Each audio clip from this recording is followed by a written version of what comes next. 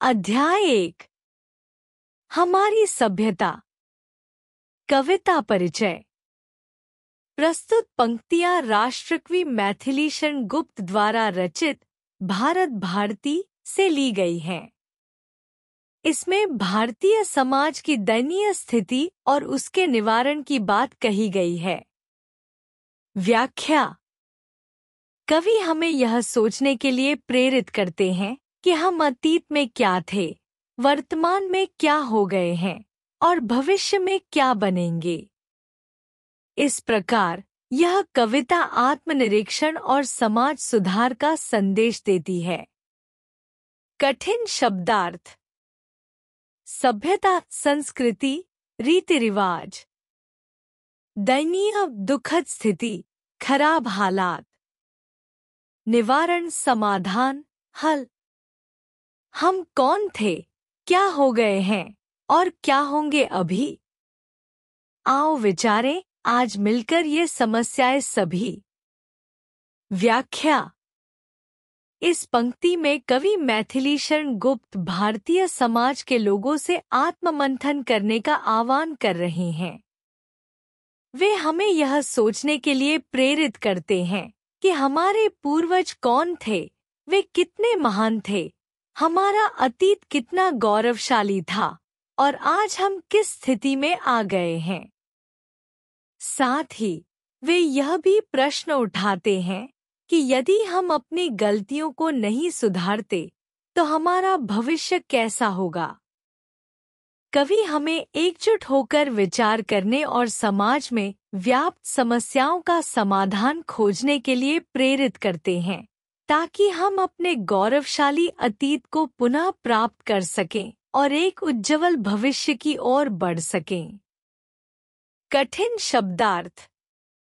विचारें, सोचें, चिंतन करें। समस्याएं, कठिनाइयां, परेशानियां। गौरवशाली, सम्मानजनक, प्रतिष्ठित। आह्वान, बुलावा, प्रेरणा देना। यद्यपि हमें इतिहास अपना प्राप्त पूरा है नहीं। हम कौन थे, इस ज्ञान को फिर भी अधूरा है कहें। व्याख्या। इन पंक्तियों में कवि मैथिलीशरण गुप्त कहते हैं कि भारतीयों को अपना संपूर्ण इतिहास प्राप्त नहीं हुआ है। हमारे अतीत के गौरवशाली कार्यों और उपलब्धियों का संपूर्ण विवरण उपलब्ध नहीं है। फिर भी हम यह नहीं कह सकते कि हमारा ज्ञान पूरी तरह अधूरा है। कवि का आशय यह है कि हमारे पूर्वजों ने जो महान कार्य किए वे इतिहास में कहीं न कहीं दर्ज हैं और हमें अपने अतीत से प्रेरणा लेकर अपने गौरव को पुनः स्थापित करना चाहिए। कठिन शब्दार्थ। यद्यपि, हालांकि, भले ही। इतिहास, बीता हुआ समय, अतीत।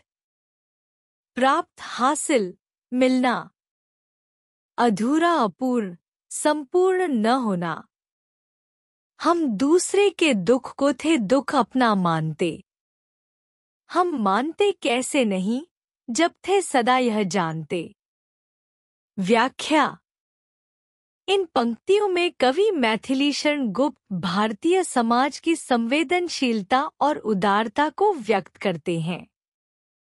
वे बताते हैं कि हमारी संस्कृति और परंपरा हमेशा दूसरों के दुख को अपना दुख मानने की रही है। हम हमेशा सहानुभूति और करुणा से भरे रहे हैं, क्योंकि हमें यह ज्ञान था कि ईश्वर ने सभी को समान बनाया है और सबका दुख सुख आपस में जुड़ा हुआ है। कवि यह संदेश देना चाहते हैं कि भारतीय समाज में हमेशा परोपकार की भावना रही है और हमें इसे बनाए रखना चाहिए। हमें दूसरों की पीड़ा को समझना चाहिए और उनकी सहायता करनी चाहिए, क्योंकि यही हमारी संस्कृति और सभ्यता की पहचान है। कठिन शब्दार्थ। दुख, पीड़ा, कष्ट। मानते, स्वीकार करना, समझना। सहानुभूति, हमदर्दी, दूसरों के दुख में दुखी होना। करुणा, दया, ममता। जो ईश करता है हमारा दूसरों का है वही है कर्म भिन्न परंतु सब में तत्व समता हो रही। व्याख्या। इन पंक्तियों में कवि यह स्पष्ट करते हैं कि परमेश्वर सबका समान रूप से सृष्टि करता है। चाहे हम किसी भी जाति, धर्म या समुदाय से संबंधित हों, ईश्वर सबका एक समान रचिता है। सभी मनुष्यों के कर्म अलग अलग हो सकते हैं, लेकिन उनमें निहित आत्मा और तत्व समान है। यह भाव मानवता और समानता का संदेश देता है, जिसमें सभी को एक समान दृष्टि से देखने की प्रेरणा मिलती है। कठिन शब्दार्थ। ईश, ईश्वर, परमात्मा। भिन्न, अलग अलग। तत्व, मूल सिद्धांत, सच्चाई। समता, समानता, बराबरी। बिकते गुलाम न थे यहाँ, हम में न ऐसी रीति थी। सेवक जनों पर भी हमारी नित्य रहती प्रीति थी। व्याख्या।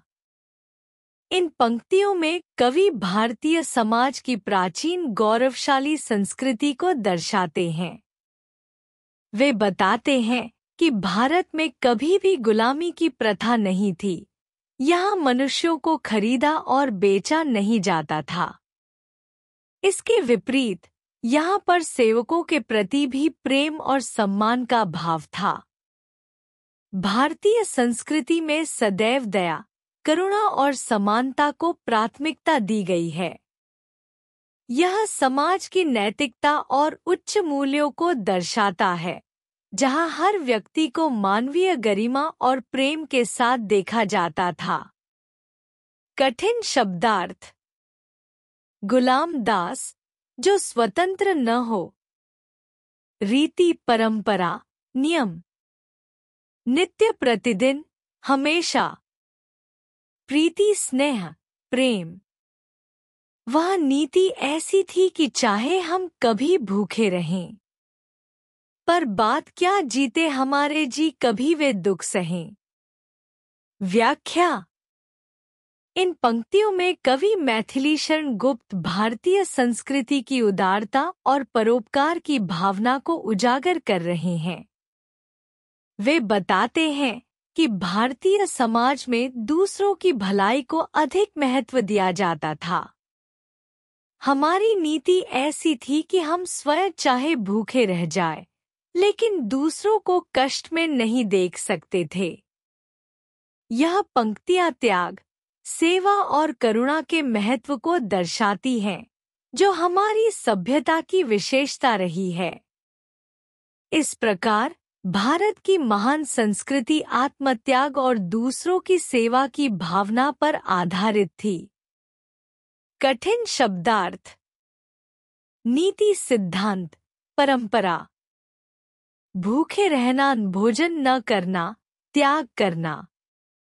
आए नहीं थे स्वप्न में भी जो किसी के ध्यान में। वे प्रश्न पहले हल हुए थे एक हिंदुस्तान में। व्याख्या। इन पंक्तियों में कवि मैथिली शरण गुप्त भारतीय सभ्यता और ज्ञान की प्राचीन गौरवशाली परंपरा का उल्लेख कर रहे हैं। वे कहते हैं कि जो प्रश्न और समस्याएं दुनिया के किसी भी व्यक्ति के विचारों में नहीं आई थी, वे पहले भारत में हल कर दिए गए थे। इसका अर्थ यह है कि भारत ने विज्ञान, दर्शन, नीति और मानवता से जुड़े अनेक जटिल प्रश्नों को बहुत पहले ही सुलझा लिया था। भारत का ज्ञान और चिंतन इतना समृद्ध था कि उसने उन विषयों पर भी विचार किया, जिन पर अन्य राष्ट्रों ने बाद में सोचा। यह पंक्तियां भारत के प्राचीन ज्ञान, विज्ञान, योग, आयुर्वेद, गणित, ज्योतिष और धर्मशास्त्र की उन्नत परंपराओं को इंगित करती हैं, जो संपूर्ण विश्व के लिए मार्गदर्शक बनी। कठिन शब्दार्थ। स्वप्न में, कल्पना में, सोच में। ध्यान में, विचार में, मन में। प्रश्न, सवाल, समस्याएं। सिद्धांत मानव जाति के जो विश्व में वितरित हुए, बस भारतीय तपोवनों में थे प्रथम निश्चित हुए। व्याख्या। इन पंक्तियों में कवि मैथिली शरण गुप्त भारतीय संस्कृति और ज्ञान परंपरा के गौरव को रेखांकित कर रहे हैं। वे बताते हैं कि मानव जाति के जो भी महान सिद्धांत और आदर्श पूरे विश्व में फैले और स्वीकार किए गए, वे सबसे पहले भारत के ऋषिमुनियों और तपस्वियों द्वारा तपोवनों में निश्चित किए गए थे। भारत की धरती ने वेद, उपनिषद, योग, अहिंसा, सत्य, धर्म, करुणा, मानवता और समानता जैसे महान विचारों को जन्म दिया, जिन्हें बाद में पूरी दुनिया ने अपनाया। भारतीय ऋषियों और मनीषियों ने जीवन और ब्रह्मांड के गूढ़ रहस्यों को समझकर समस्त मानव जाति के लिए दिशा निर्देश दिए। यह भारत की बौद्धिक समृद्धि और आध्यात्मिकता का परिचायक है, जिसने पूरे विश्व को जीवन जीने की सही राह दिखाई। कठिन शब्दार्थ। सिद्धांत मूल विचार, नियम। मानव जाति संपूर्ण मनुष्य समुदाय। वितरित हुए, फैलाए गए, प्रचारित हुए। 100 निराशाएं रहीं, विश्वास यह दृढ़ मूल है। इस आत्मलीला भूमि को वह विभू न सकता भूल है। व्याख्या। इन पंक्तियों में कवि मैथिली शरण गुप्त भारतीय समाज के अटूट विश्वास और आत्मशक्ति को दर्शा रहे हैं। वे कहते हैं कि चाहे कितनी भी निराशाएं और कठिनाइयां सामने आए, हमारा विश्वास अडिग और दृढ़ बना रहना चाहिए। भारत की भूमि, जो अनेक महान आत्माओं, संतों, तपस्वियों और वीरों की कर्म भूमि रही है, उसे परमात्मा, विभु कभी नहीं भूल सकता। कवि यह संकेत कर रहे हैं कि भारतवर्ष ने इतिहास में कई उतार चढ़ाव देखे हैं, कई बार विपत्तियों और आक्रमणों का सामना किया है, लेकिन इसकी संस्कृति और विश्वास कभी समाप्त नहीं हुआ। यह देश आध्यात्मिकता और नैतिकता की भूमि है, जिसे कोई भी शक्ति मिटा नहीं सकती। कठिन शब्दार्थ। निराशाएं, हताशा, उम्मीद टूटना। दृढ़ मूल, मजबूत जड़ें, स्थायी आधार।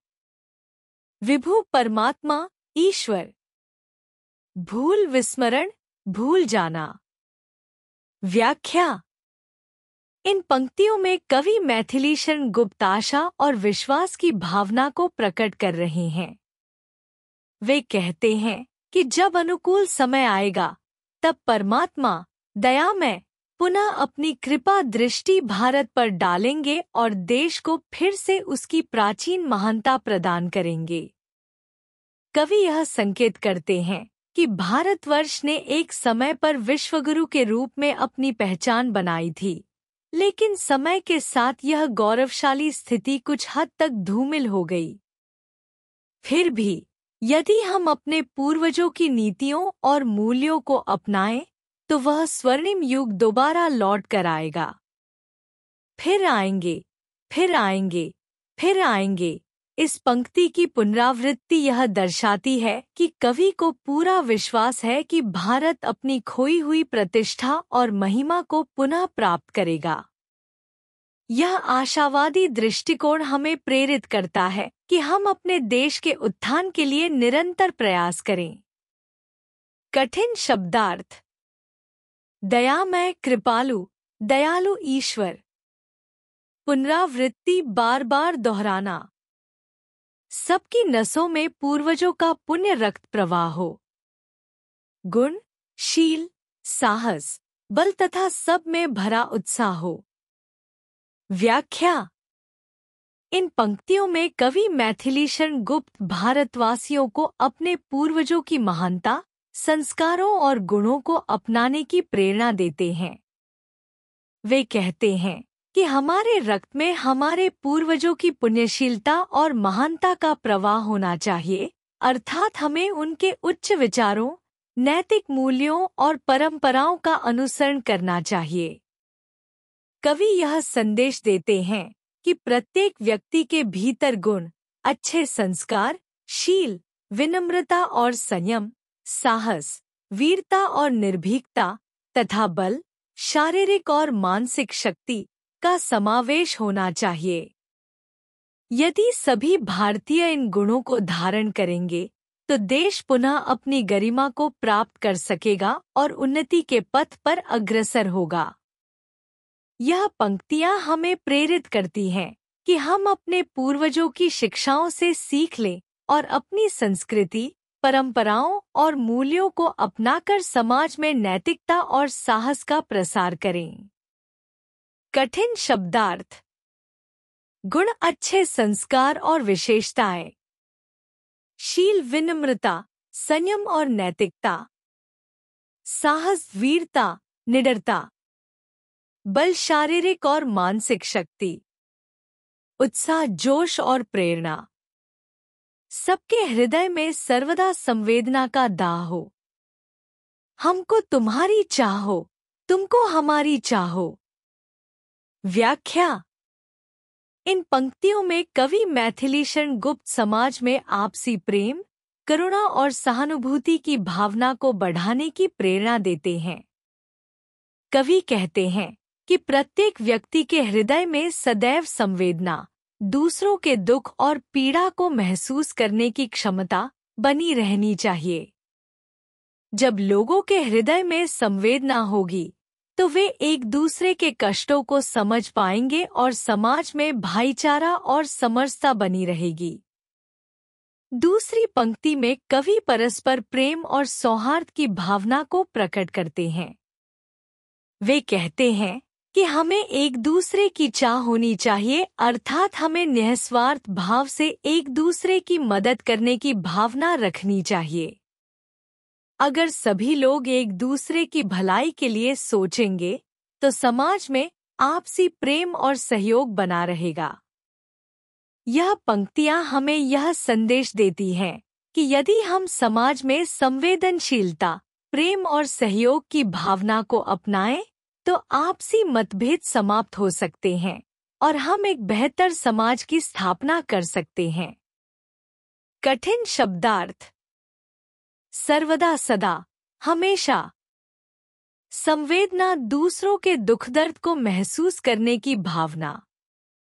चाह, इच्छा, प्रेम, लगाव। संदेश। भारतीय समाज को सुधारने में अपना सहयोग दें। व्याख्या। इस कविता के माध्यम से कवि हमें भारतीय समाज की पुरानी महान परंपराओं की याद दिलाते हैं और यह प्रेरणा देते हैं कि हमें अपने समाज को सुधारने में अपना योगदान देना चाहिए। कवि बताते हैं कि भारत एक समय सहिष्णुता, करुणा और संवेदना से भरपूर देश था, जहां सभी एक दूसरे के दुख को अपना दुख समझते थे। लेकिन समय के साथ समाज में कई बुराइयां आ गईं, जिससे इसकी गरिमा कम हो गई। इसलिए यह आवश्यक है कि हम अपने समाज को पुनः जागरूक करें, अच्छे संस्कारों को अपनाएं और राष्ट्र की उन्नति के लिए एकजुट होकर कार्य करें। हमें एक दूसरे की सहायता करनी चाहिए और प्रेम, सद्भाव तथा समानता की भावना को बनाए रखना चाहिए। कठिन शब्दार्थ। स्वप्न, सपना, कल्पना। अनुकूल परिस्थितियां, सही समय। श्रद्धा, आस्था, विश्वास। सौहार्द, प्रेम और भाईचारे का भाव। महानता, श्रेष्ठता, उच्चता। निष्कर्ष, समरी। कविता हमारी सभ्यता में राष्ट्रकवि मैथिली शरण गुप्त ने भारतीय समाज की दयनीय स्थिति और उसे सुधारने की आवश्यकता को उजागर किया है। वह भारतीय सभ्यता के गौरवमयी अतीत की ओर इशारा करते हैं, जहां भारतीय लोग दूसरों के दुखों को अपना दुख मानते थे और मानवता के सिद्धांतों पर आधारित थे। वे यह भी बताते हैं कि भारतीय समाज में एकता, सद्भाव और प्रेम की भावना हमेशा रही है और हमें अपने पूर्वजों के पुण्य और उनके उच्च सिद्धांतों को याद रखते हुए समाज में बदलाव लाना चाहिए। वे विश्वास दिलाते हैं कि यदि हम सभी मिलकर प्रयास करेंगे तो एक दिन समाज में सुधार आएगा। मुख्य संदेश, मेन मैसेज। भारतीय समाज को सुधारने में हम सभी को अपनी भूमिका निभानी चाहिए। हमें अपने अतीत के गौरव और मानवता के सिद्धांतों को याद रखकर अपने समाज में बदलाव लाना चाहिए।